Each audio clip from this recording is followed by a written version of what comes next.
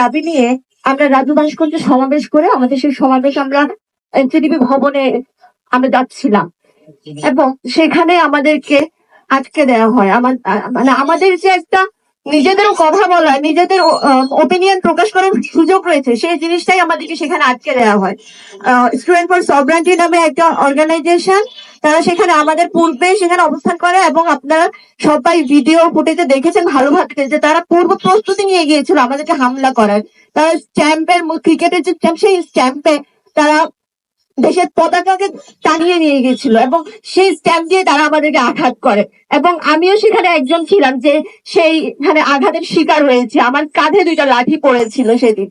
আমরা একদম পেছন দিকে ছিলাম এবং অত্যন্ত দুঃখের বিষয় এটা যে সেদিন পুলিশ ছিল, বাট তারা আমাদেরকে রক্ষা করে নাই, আমাদেরকে সেই সন্ত্রাসীদের হাতে ছেড়ে দিয়েছিল। এমনি আমাদেরকে সামনের দিকে মারামারি হচ্ছিল, আমি ছিলাম পেছন দিকে। ওই মুহূর্তে হঠাৎ করে আমাদেরকে হচ্ছে কি প্রথম বসতে বলা হয়, বসেছিলাম এবং বসার সাথে সাথে দেখি আমাদেরকে পালানোর জন্য বলতেছে ভাই দাদারা যে দৌড়াও।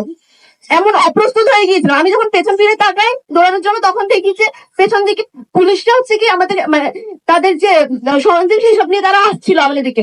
উই থট তারা আমাদেরকে সেভ করবে, বাট না, তারা আমাদের পাশে দাঁড়িয়েছিল আর আমরা রাস্তায় দৌড়াচ্ছিলাম আর আমাদেরকে পেছন থেকে আঘাত করতেছিল। আপনারা সবাই ভিডিও ফুটেজে দেখেছেন যে কিভাবে শ্রেষ্ঠাদিককে দন্দাকে কিভাবে মারা হয়েছে। আমরা সেখানে যারা ছিলাম সেদিন আমাদেরকে জাস্ট অতর্কিত ভাবে হামলা করা হয় এবং সেদিন আমি না চারপাশ দিয়ে আমাকে পুরো ঘিরে ধরেছিল, মানে আমার মনে হচ্ছিল যে আমি না মরে যাব।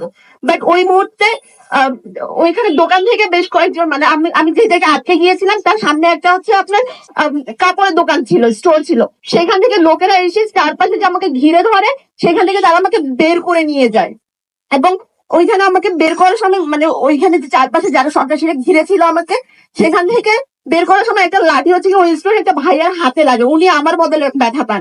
সেদিন যদি আমাকে ওই ভাইয়ারা ওখান থেকে বের করে না নিয়ে যেতেন না, আজকে চেষ্টাদের পাশে হয়তো আমিও থাকতাম। আর তারা যেভাবে আমাদেরকে হচ্ছে কি অমানবিক ভাবে হামলা করেছে, আজকে সৃষ্টিদের পাশে আমিও থাকতাম। আমি যে সেদিন আমাদের জুলাইয়ের 15 জুলাই যেভাবে থেকে ক্যাম্পাসে আমাদেরকে হামলা করা হয়েছিল, আমি না সেই জিনিসটা ইমাজিন করছিলাম যে কেউই এগিয়ে আসছে না সাহায্যের জন্য, পুলিশদের যে পুতুলের মতো দাঁড়ায় আছে, আমাদেরকে প্রোটেকশন দেওয়ার মতো কেউই নাই। এই ধরনের একটা সিচুয়েশন, সেই জুলাইয়ের কথা আমি ভাবতেছিলাম ওই মুহূর্তে।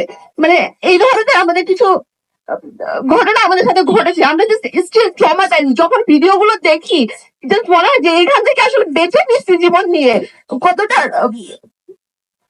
কতটা দুর্বিষহ একটা বিষয় ছিল আমাদের জন্য ওই মুহূর্তটা।